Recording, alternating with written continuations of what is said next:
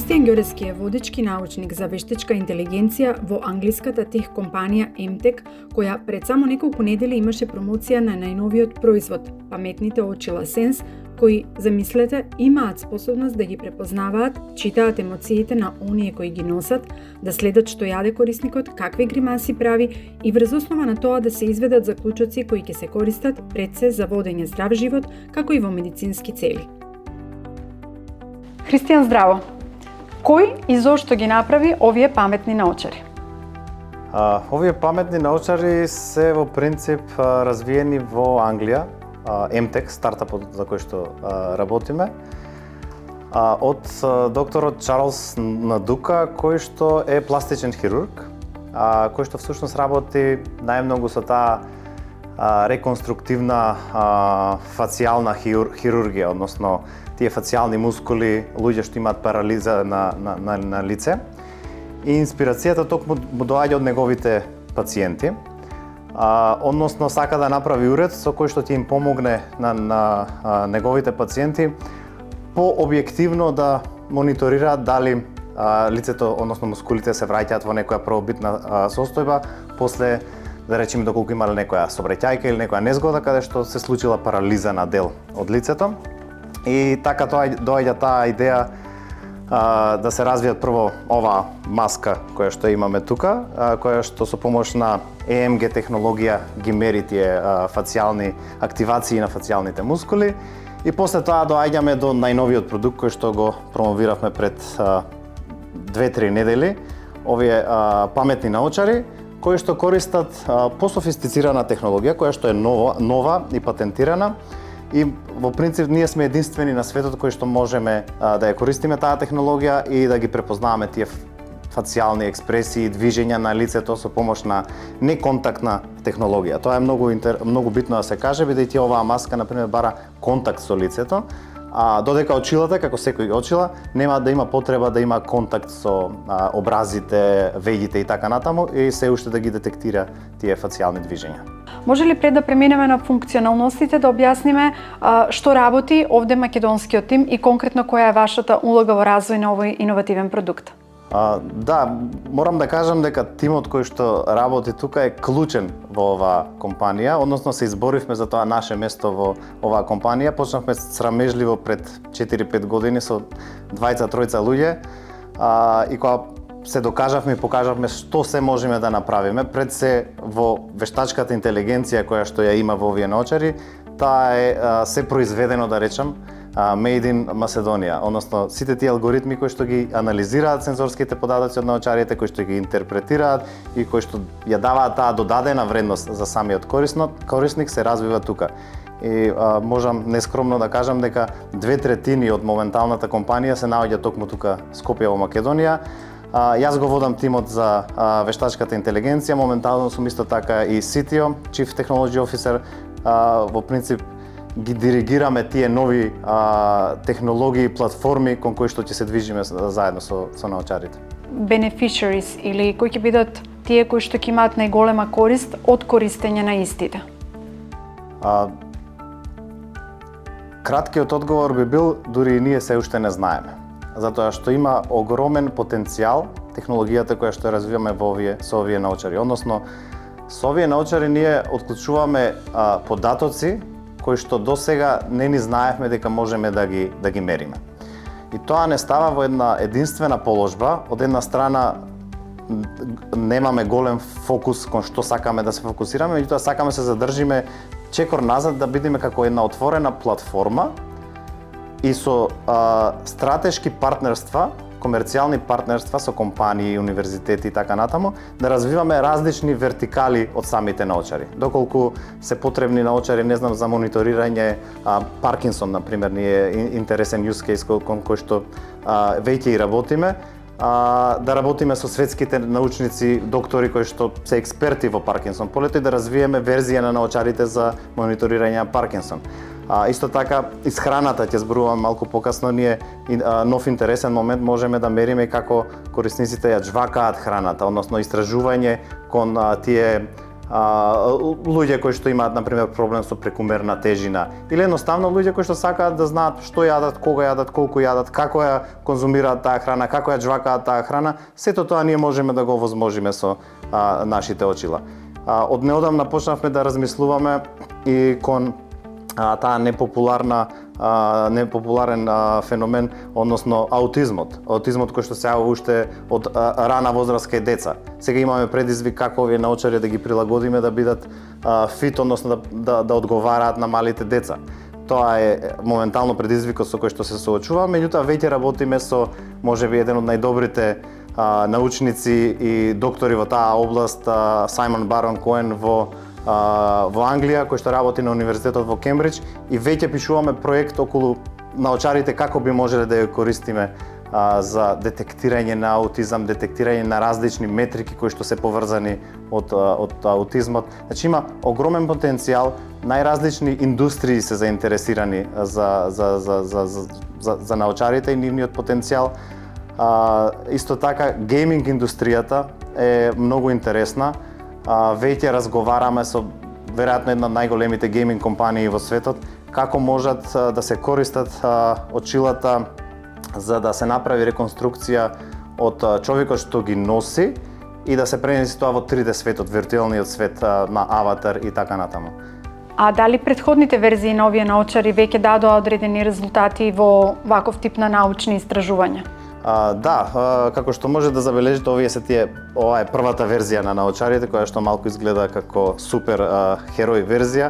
По принцип, овие научари веќе ги користат на различни универзитети, ресерч центри низ светот. Имаме 10 на 20 очила, веќе имаме соработка со 10 универзитети низ светот, каде што веќе ги испитуваат можностите или границите на самите очила и веќе имаме солиден доказ за тоа колку добро работат, посебно во детектирање на тие фацијални експресии кои што ги правиме во текот на денот или додека гледаме телевизија, филм, додека јадиме.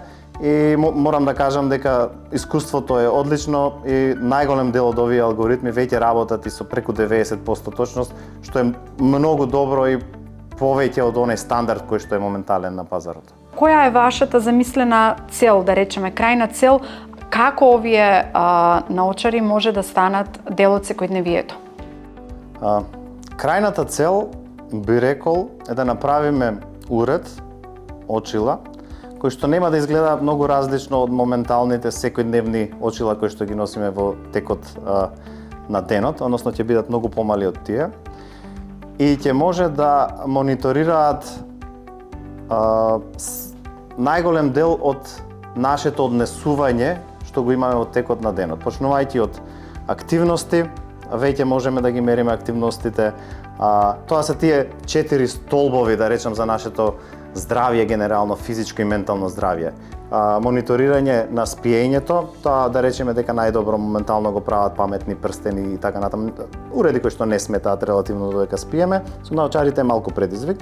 Меѓутоа сите други 3 столбови, како што се активностите, знаеме многу подобро ние да ги мериме од колку паметен саат, например, со очилата, бидејќи имаме пристап до тоа како се движи главата. Исто така, емоциите. Емоциите се клучна компонента во тоа ментално здравје. Односно, преку фацијалните експресии ние имаме пристап до најинтимното нешто на човекот, односно до неговите емоции. И четвртиот столб е исхраната. Значи, со овие очила ние можеме многу точно да мериме кога јадеме, што јадеме, какви нутритивни вредности внесуваме, начинот на кој што ја жвакаме, ја конзумираме храната, и кога сите тие 3-4 компоненти ќе се спојат, имаме нешто единствено кое што моментално го нема на пазарот. Меѓутоа, една од бариерите, како што кажав, влегувањето, односно за да се убедам да носам паметни очила, треба да изгледаат убаво. Зошто? Бидејќи сите ќе ме гледаат во очилата. Паметен саат, нивото за купување паметен саат е многу пониско, бидејќи не е во лицето на човекот. Мислам дека тоа е една од најголемите бариери кои што ги имаме моментално. Не споменавме дека очилата имаат име и се викаат Сенс. Зошто го избравте ово име? Првото име беше OcoSense од ова око и малку и на македонски се гаѓа со очите, меѓутоа латинскиот израз око сенс е поврзан нели со очите. И оваа помалечка варијанта, едноставно се одлучивме тој око дел да го замениме, односно да го испуштиме сенс бидејќи ги чувствуваат емоциите кои што ги има корисникот што ги носи на очарите. Значи ние сме целосно фокусирани кон корисникот кој што ги носи на очарите. Следната година, можеби, кога ќе се видиме, ако овие очила ја имаат формата и изгледот како очилата што јас ги носам, дали ќе биде предизвик да ги убедите корисниците дека користењето на овие очила може да им донесе бенефит? Колку луѓето се уште се скептични кон внесот на технологијата во нивниот интимен свет? Да, тоа е чувствителна тема, посебно, како што кажав, имаме уред кој што ги мери нашите емоции, што звучи страшно, кој има пристап до тие податоци, така да приватноста и заштитата на податоците е едно од основните или сршта на нашата компанија и уште од најниско ниво пробуваме да ги адресираме тие проблеми со приватноста, односно корисникот сам да одлучи кој ќе има пристап до тие податоци, дали неговиот доктор, дали ако одиме на случајот со прехраната и исхраната, неговиот нутриционист и така натаму. Јас би рекол и овие моментални очила веќе има корисници кои што се спремни да ги носат. Тоа разговорот што го имавме за намалување со цел да изгледа што е можно поминиатурно е можеби за мас маркет, за масовно комерцијална употреба како што се паметните сати и така натаму. Меѓутоа тоа е малку подалеку. Моментално ние сакаме да се фокусираме на корисници, луѓе кои што реално имаат голема потреба од ваква технологија. И затоа еден од првите use case кои што го одбравме беше токму исхраната. Луѓе кои што имаат проблем со прекумерна тежина, луѓе кои што имаат интолерантност на храна. Тоа е нешто ново кое што го откривме преку една студија која што заврши пред една недела во Англија. Значи 15 корисници ги носеа очилата секој ден за еден месец. И резултатите што ги добивме беа фасцинантни. Односно, најголемот дел од нив рекоа дека им требало еден ден да се навикнат на очарите и после тоа немаат никаков проблем со носењето, бидејќи се доста лесни. Исто така, добар дел од нив рекоа дека немало, ајде да речем, чудни прашања од нивните пријатели какви се тие наочари што ги носиш, дори повеќе со интерес. Си купил нови очила, многу се интересни и така натаму. Така да мислам дека малку ние сме повеќе исплашени, а корисниците кои што веќе имаат потреба, сака да знае кога јади, што јади, сака да знае на што е интолерантен, односно интолеранција на храна, мислам дека веќе и овие очила можат да ги носат. И моментално сакаме да го адресираме тој сегмент што ќе ни овозможи после доказ дека овие очила се многу корисни, многу потребни, за да одиме на следниот чекор, правење на поминимална верзија, зашто секако најмногу требаат финанси. Значи, ние и денес можеме да ги направиме сензорите миниатурни, меѓутоа за да имаме ексклузива, да речеме кај, не знам, нашите кинески партнери, азиски партнери кои што би ја направиле таа електроника, тоа треба да се плати. Христијан, во тимот вие сте главен научник или истражувач во сегментот на вештачка интелигенција. Како вештачката интелигенција е инкорпорирана во овие очила? Вештачката интелигенција е инкорпорирана во неколку модули. Можеби најглавниот модул е интерпретација на сензорските податоци кои што доаѓаат од очилата. Односно, тоа што го добиваме од очилата се десетина, да речам, стримови од сензорски податоци. Нивната интерпретација, што прави човекот во тој момент, односно, кои се неговите активности, дали седи, стои, лежи, сето тоа го прават алгоритми за вештачка интелигенција. Потоа, која е моменталната емоционална состојба, односно, дали се смеам моментално, дали сум тажен, дали сум изненаден, дали се чувствувам негативно во тој случај, сето тоа исто така се интерпретира со алгоритми од вештачка интелигенција. Исто use case-от со исхраната, секоја детекција на џвакање која што го правам додека движам со вилицата, сето тоа се интерпретира со алгоритми од вештачка интелигенција. Тука е веројатно сршта на тој модул на вештачката интелигенција кој што го развиваме, и потоа имаме уште два интересни нови модули кои што ги создаваме моментално. Едниот е како од слика, од камера, значи оваа помалата верзија, исто така има камера која што е свртена кон надвор, и кога ќе детектира дека ние джвакаме нешто, ни дава суптилна вибрација и ни овозможува да сликнеме што јадиме. Препознавањето што има во нашата чинија, нашиот оброк, препознавањето се прави со алгоритамот вештачка интелигенција. Значи, кои нутритивни вредности, која храна ја имам во мојата порција, колку калории, сето тоа го прави алгоритам за вештачка интелигенција. И третиот модул, кој што е можеби најинтересен и веќе пробуваме да соработуваме со овие светски компании кои што ги направи овие large language models, односно ChatGPT и така натаму, како од сите овие податоци кои што ги собираме ние, ги интерпретираме, како да направиме некоја крос корелација. Односно сакаме да добиеме доктор, експерт, нутриционист, AI модел кој што ќе ги комбинира тие работи, односно ќе дојде до сознание дека после тој состанок се чувствувам изфрустрирано и посегнувам можеби по чоколадо. Значи тие асоцијации и патерни кои што би ги открили тие податоци е третиот модул на кој што работиме моментално. Како човек кој што работи не само за светски пазари, туку и во академската област, вие сте вореден професор на факултетот за електротехника и информацијски технологии при УКИМ, може ли да дадете една оценка колкав е иновацијскиот капацитет во нашата земја и како младите, особено вашите студенти, да се поттикнат повеќе да размислуваат, да иновираат и да влезат во светот на бизнисот? Јас сум генерално оптимист кога ме прашуваат тоа прашање, и веројатно и да. И затоа и одлучи веројатно и да се вратам од странство токму од Англија во Македонија и да сум професор на ФЕИТ. Би рекол дека имаме капацитет, имаме потенцијал. Нормално, мала држава, тој потенцијал не може да се споредува со многу поголеми држави, меѓутоа сразмерно со жителите што се во Македонија, односно со бројот на населението, ја би рекол, гледајќи ги тие млади студенти секоја година како доаѓаат на ФЕИТ и како работам со нив, сум се повеќе убеден дека имаме огромен потенцијал. Само тие млади умови, млади студенти треба да се охрабрат. Како се прави тоа охрабрување? Преку најразлични работилници, преку споделување на успешни приказни, како наши успеале, кои што се во странство, дел од нив ете како мене и се вратиле, дел од нив творат, меѓутоа сакаат да помогнат од странство.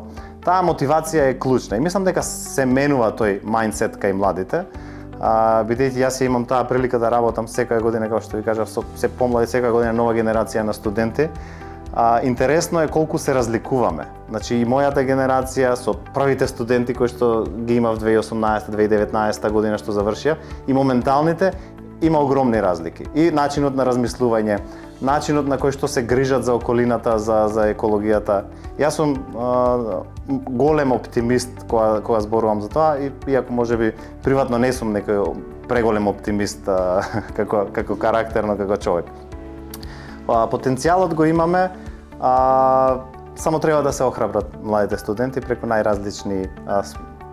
Тука секако неизбежно е да се спомнат и финансиите. Колку повеќе имаме, не знам, фондови за иновации, акцелератори, стартапи. Ние на нашиот факултет на ФЕИТ имаме специјално тело, центар за иновации, кој што е задолжен за да се преброди тој мост помеѓу академијата, теоретски наука и така натаму, меѓутоа да се излее тоа кон индустријата. Таа соработка академија и индустрија е клучна. Тој InnoFate, тој центар за иновации, мислам дека беше клучен и за оваа соработка и за креирање на овие очила соработката со англиската фирма. Имавме поддршка од InnoFate преку дигиталниот иновацијски хаб, кој што моментално единствениот во Македонија, кој што функционира од дигиталните иновацијски хабове, исто така добивме и проект кој што ќе го финансира тој хаб. Се повеќе такви примери, мислам, те раздвижат таа стартап сцена во Македонија. Што следно може да се очекува од иновативниот тим, македонскиот иновативен тим во MTech Labs? Мислам дека имаме многу повеќе идеи што можеме да ги оствариме и да ги конзумираме. Стварно, тимот кој што ги имаме е исклучително иновативен. Да речеме, сршта на MTech беше препознавањето на емоциите и експресиите, меѓутоа од начинот со кој што ги разгледувавме податоците, свативме дека можеме да детектираме кога човекот јади. И сега имаме цел use case кон исхраната.